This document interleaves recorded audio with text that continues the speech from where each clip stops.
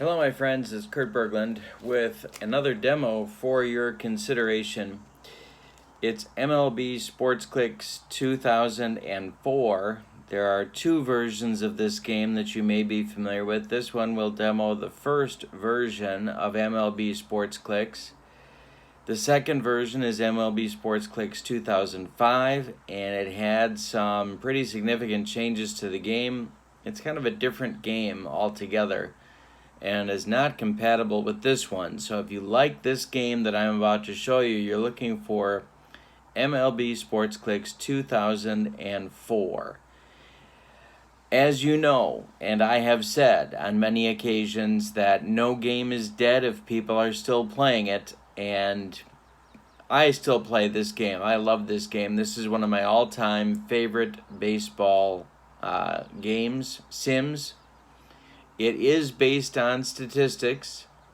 Players do perform realistically, and the best part about this game is that you can get it for cheap on your favorite auction site online.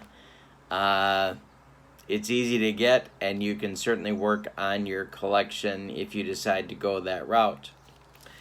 There is a long list of players that you can have for this game from the 2004 season. They are all right there on the back of the playing field.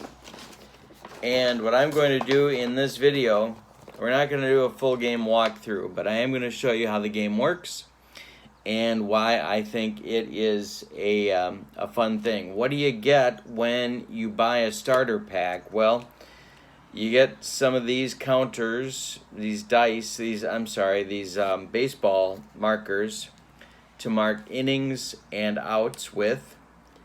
You get a dial turner because each player, and I'm going to try and show you this, I don't know how this is going to video, but if you look in the white window here of this player's dial, you can see that based on, I'm turning it, and you can see that different letters, numbers, and colors come up as I turn the dial. And that's what the game is built on. If you've played HeroClix, which is a comic book / graphic novel game involving superheroes, it's the same idea. You move the dial either using your fingers or one of these, depending upon how old your clicks are in your collection.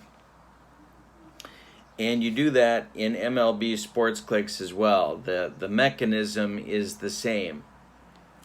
What else do you get in a starter pack? Well, you get dice. You get a D6, a traditional green D6. And then you get red, white, blue, and black dice as well that you roll at different times to determine play outcomes. You also get outfield fences. I know they don't look like it, but they really are, and I'll show you how they work in just a minute. One of the most important strategic elements of MLB Sportsclix is that you get to determine the dimensions of your own ballpark.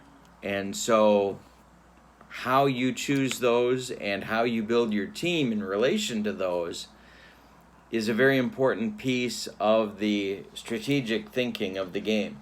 Now, how do I do this? Well, and you're getting, if you look again, if I show you this, there's probably a couple hundred different players that you can have for this game. It's not a full major league. It's not every player who played in a game, and that means, of course, that you're not going to be able to use as-played lineups, and I'm going to duck while heads explode all over this great land of ours. But you are able to put together very good teams. You can do all-star teams if you want to do that. I found the most success for me was in creating 15 to 18 player teams. And I'll explain why that is the case as we go through this. All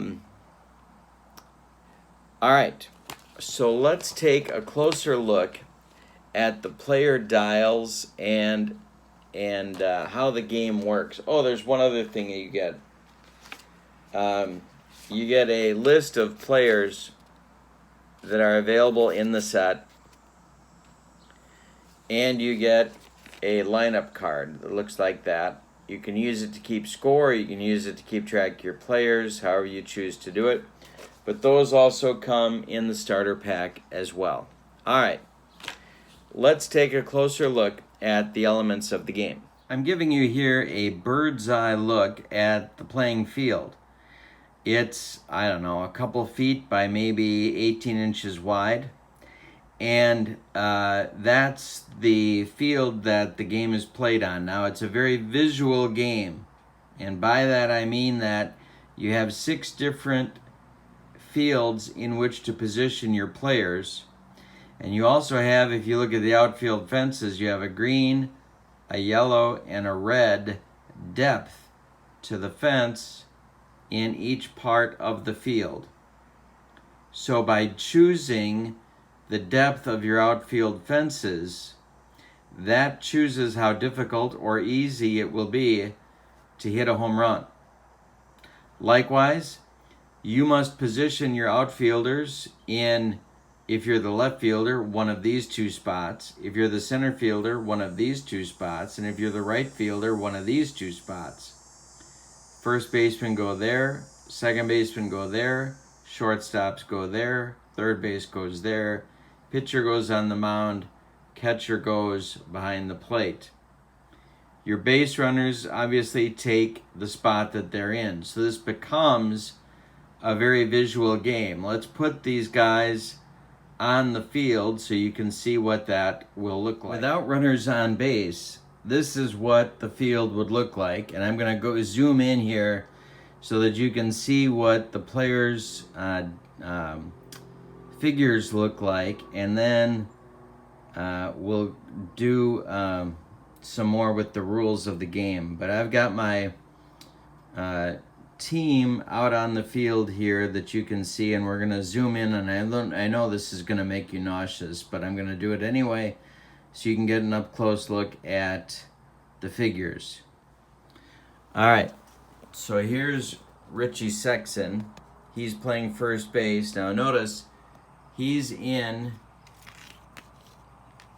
one of the 2 first base options that you can have.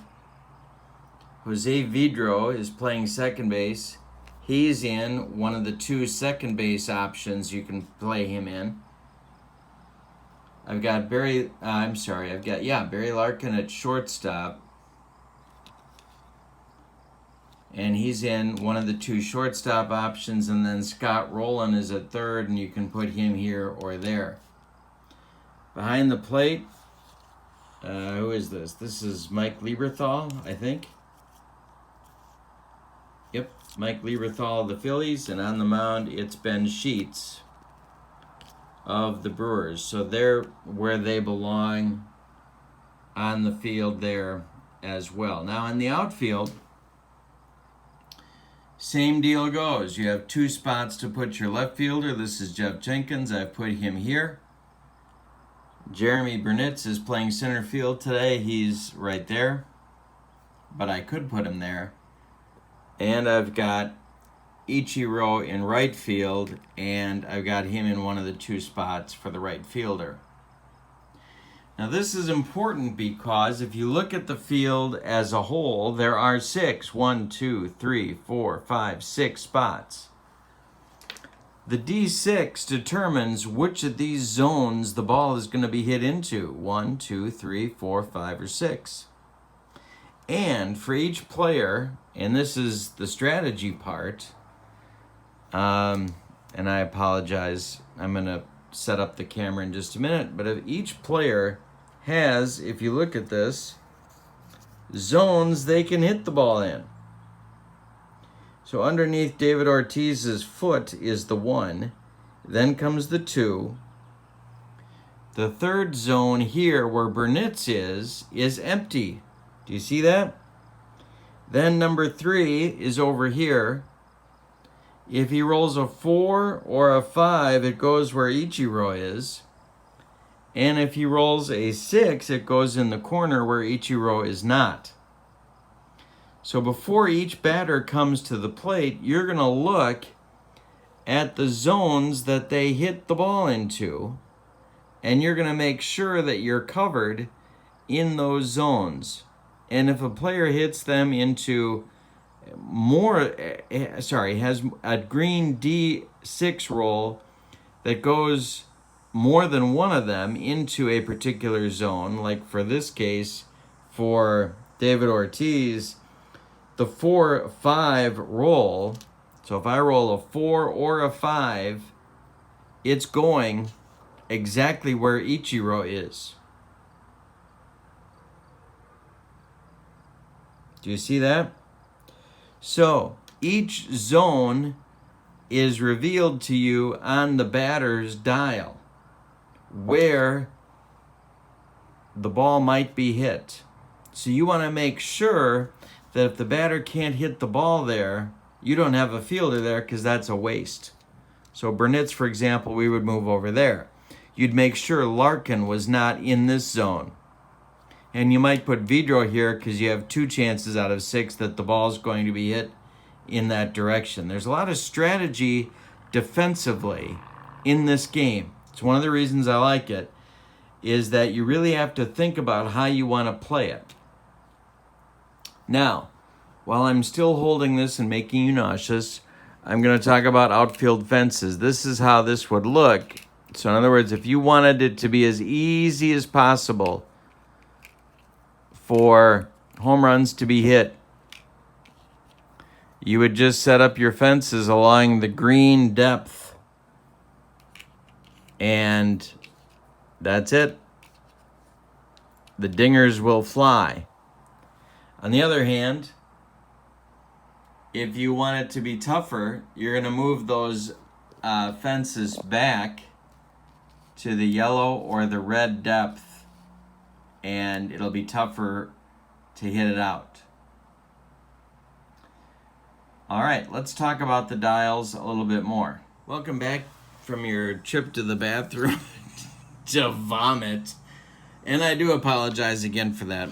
All right, so the dials need to be moved, and they move when something good happens or if something bad happens. If a player does, so in other words, what you're trying to do in this game is to set up players so that they are successful.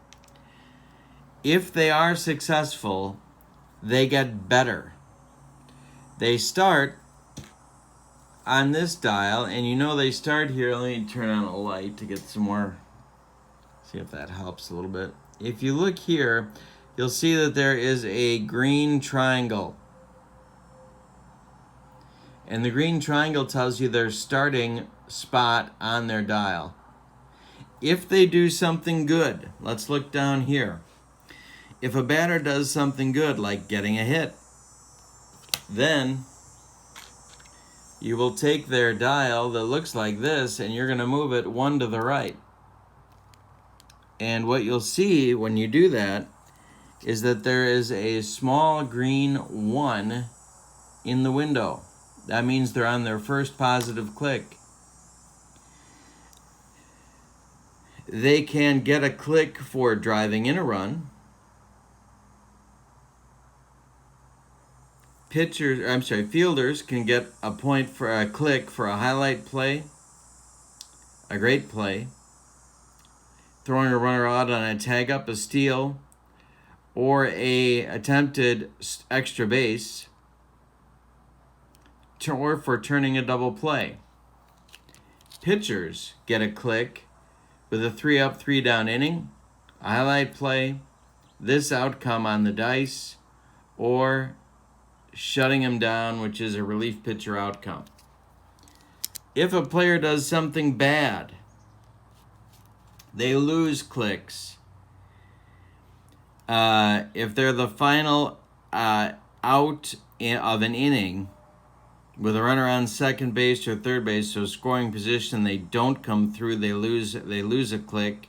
If they hit into a double play, they lose a click. A fielder loses it on an error or a blooper play for the pitcher, or if there are runs more than 5 that the pitcher allows, or each inning past his endurance. The clicks go both ways. So if we're looking at Lieberthal and this is his starting click, and then he makes an error, or let's say he doesn't come through with runners in scoring position, he goes the other way. And if you look carefully at the bottom, you'll see that there is a red 1 there. And the red 1 makes his performance worse. So if he goes to the right and gets the green numbers, he actually gets a better chance of doing more things well. If he goes the other way and gets the red numbers, well, then he's probably not going to do as well and might get more clicks in that direction. So if you start with a good day, you have a chance for a better day. If you start with a bad day, you're probably going to have a bad game. All right, so that's the click system. You get them or you lose them depending upon what happens. Now these are the dice.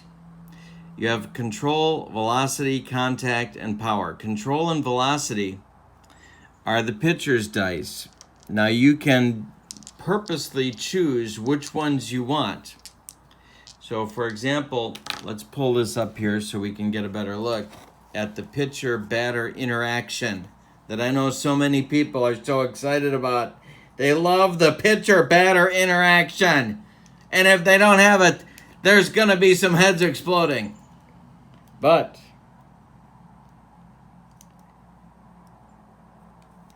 this game does have that. So if this is Ben Sheets' starting dial, and let's see who we should put up to bat here. Let's put up Sean Green. All right, what you'll see, I think, let's get the light here a little closer.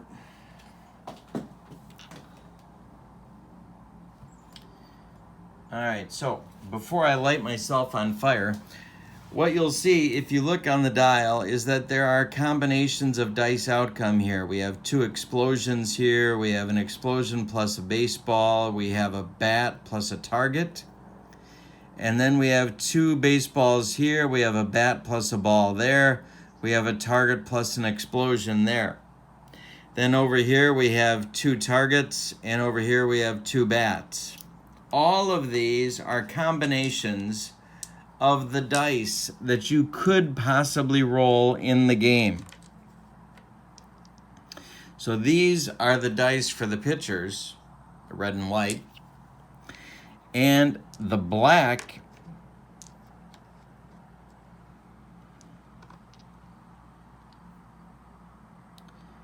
and blue dice are the ones for the hitter. So your dice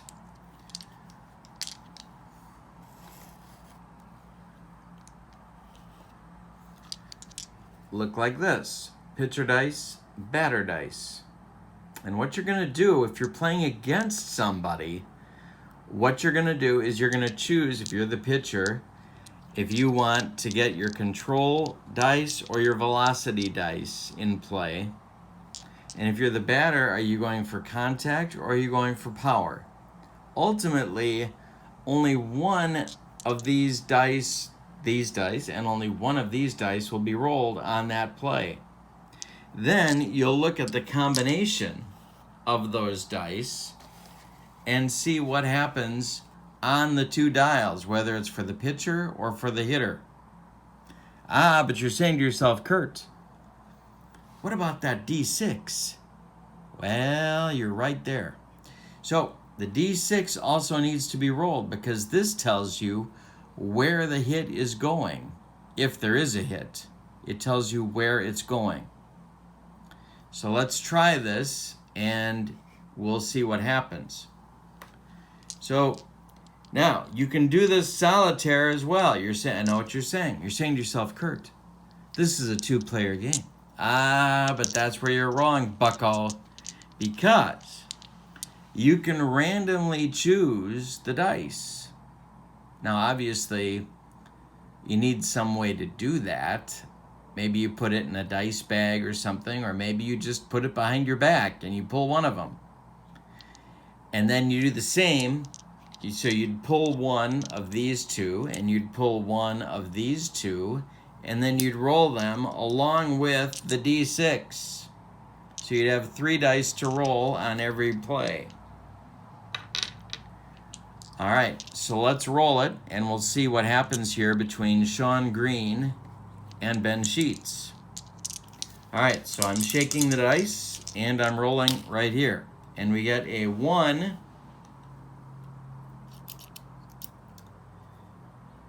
with an explosion or a smash, and then a baseball.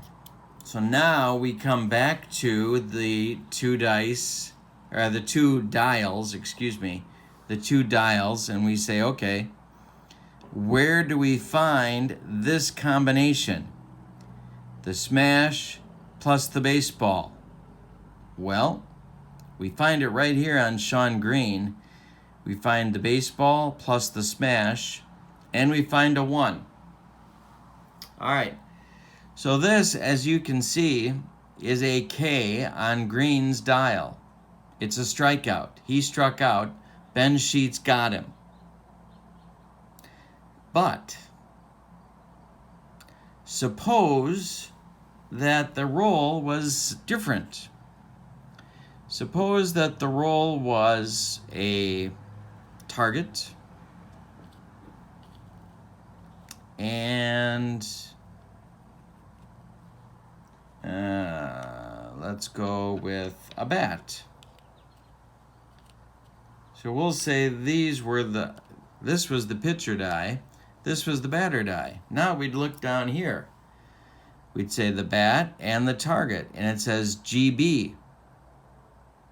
Now the GB, ground ball, but where does it go?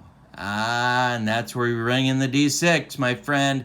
That's where we bring in the D6. It's right there, it's the 1. Now I'm very excited because I get to make you vomit again. We have a GB outcome, and it's going to zone number 1, but how do we know which number 1 is? Well, 1, 2, 3, 4, 5, and 6. So our ground ball goes to zone 1, exactly where Scott Rowland is. Now, there is a procedure to figure out if Scott Rowland makes that play or makes an error, but I'm not going to go into too much depth here. We're doing an overview of MLB Sportsclix, and there's a process to find out if there's an error, or this is a hit, or it's a ground out. It could be any of those 3 outcomes for Sean Green's result. The strikeout, of course, on our actual roll would be a strikeout. Now, if Sean Green struck out with runners on base and 2 outs, then he'd lose a click, and so on. So your game sort of unfolds like that. There are also, for this game, well, let me show you on the screen here when I'm not making you. One of the really interesting parts about MLB Sportsclix is that each player has these attributes, different attributes marked by colors on their dial that give them special recognition for having certain abilities on the field. They allow you to do different things, and they also enhance the strategy of the game. Okay, so that's first.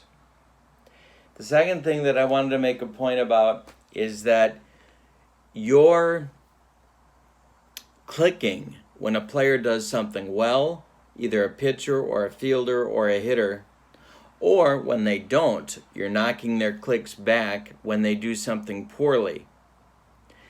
I have sort of a house rule where each side gets 3 extra clicks during a game.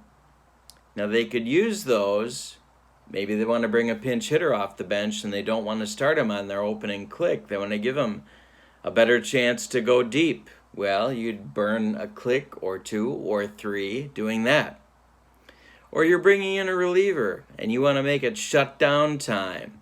Well, you can use a click or 2 or 3 and burn those on that. And I keep track of those on my score sheet. That adds even more strategy to the game. So there's several ways in which you've got to use your thinking as a baseball fan and as a fan of baseball sims to really think through what is best for your team. Your starting lineup. There's a budget for each team. So you can have a point total that you have to create your team below to be under budget. You can do that. You have to set your outfield fence depth for each field, center, left, and right. They can be all the same. They can be different. You can make the Polo Grounds if you want. You can make Fenway Park if you want to. You got a lot of different options. Your batting order, your pitchers, when to pull your pitchers, and when, again, my house rule, those 3 extra clicks can make things fun as well, and really paying attention to the special abilities of each player. So you've got all of that. And you've got the positioning of the players defensively. Which zones are you going to put them in? How are you going to try and defend each batter? There's a lot going on in this game, and there's a lot to think about strategically. And that's why it's one of my favorite baseball games. Again, it's available very inexpensively for you pretty much wherever you look if you'd like to pick it up. Don't forget to click like and subscribe to my channel. I need your subscriptions to keep my channel going, and I do appreciate it very much. If you have questions, I can try and answer them. Put those in the comments below. Thank you very much for being with me. I hope you have a wonderful day. So long, everybody.